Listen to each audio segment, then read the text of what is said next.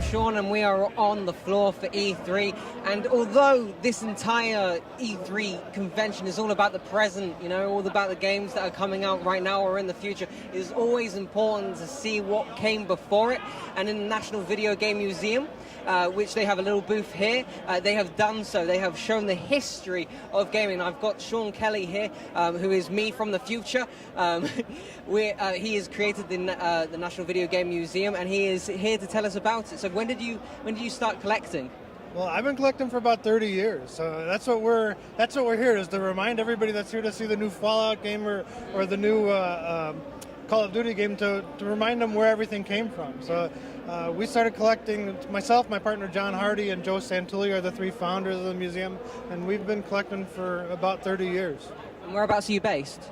Well, the actual museum, we have a 10,000 square foot physical space in Frisco, Texas, which is 30 miles north of Dallas. What you see here is a drop in the bucket. We have 1,000 times more than what's shown here available to check out at the museum. Before you show me through these wonderful cases, I have to ask you the single most difficult question of all time. What is your favorite thing that you have? I'm so sorry. Everybody asks me what my favorite game is. You know, I don't know. I'll tell you what. There's different games for different types of times. Like, my favorite game of all time, or one of my favorite games, is an old Intellivision game called Sea Battle. But that was back in 1982. If I want to play a game right now, I'm going to play Overwatch. But, but you know, there's a lot of games but Overwatch has taken up 400 hours of my life, so there's a lot of games that I like to play depending on the time. If I have 2 minutes to kill, maybe I'm going to play Candy Crush. You know what I mean? It just depends. If I have somebody to play against that knows how to play Sea Battle, I want to play Sea Battle, but I would kick your ass in Sea Battle, and you would have no idea how to do it. So I'm not going to find out. I'm not going to find out. Please take us through your collection of amazing things. Well, we've got a lot of different things here. We only have a small amount of space at E3, but one of the coolest things that I like is the Game Time Watches. So back in the early 80s, if you wanted to be able to play a video game in school, the only way you could do is sneak it in on your wrist in a little watch. And that was so cool to have. I wanted to have one, but my parents didn't let me have them. So now I have all of them 10 times. That shows them. That shows them, right? And some of the coolest stuff that we like, or some of our favorite things to collect, has been the promotional stuff or the memorabilia.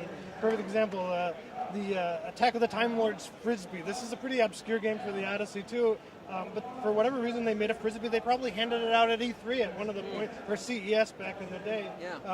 This is a T-shirt that they gave with the Atari 2600 version of MASH. Wow. Pretty unusual. Some of the cooler things is these patches.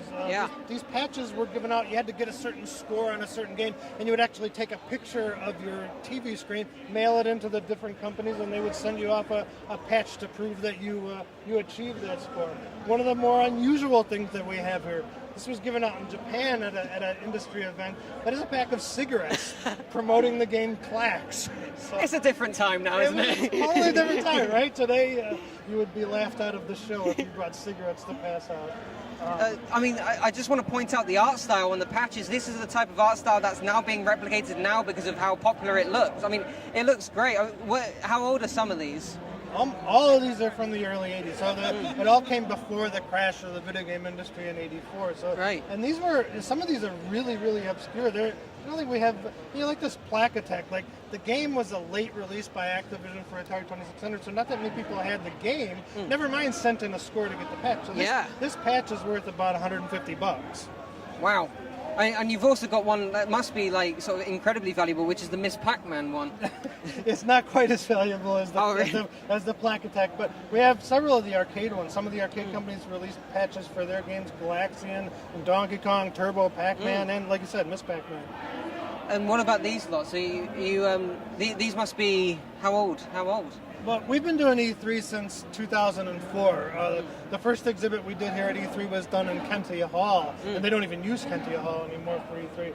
But every year we kind of try and focus on something a little bit different and kind of mix things up. So one of the things that we decided to do this year was focus on our handheld collections. Right. So back in the day, when you had a handheld, it didn't play more than one game. It only played one game. So when you beat this game, Dracula, you had to buy a new handheld to play a different game. And at that time, it was a pretty big industry. There were tons of them, and we have probably one of the largest handheld collections in the world. Here, it's just probably, I don't know, a couple hundred pieces, but there were handhelds made for everything. And one of the things that the handheld companies did was they took the arcade games that were really popular and they turned them into handheld. Like we have a Frogger one here, or a Donkey Kong, or a Pac-Man handheld. The collection of it is absolutely astonishing. I mean, it's genuinely quite nice to see so many arcades as well, because there was a time when there wasn't many arcades around, but now, like all these, it's just fantastic. Are you glad that so many arcades are available and so many people are enjoying it at E3? That's part of the fun of it. You know, we have a big collection and we store a lot of stuff. But the best part of it is, and we said that the physical museum opened 2 years ago in April, and the best day of our collection was when we got to see all of these people come in and play the stuff that we had collected.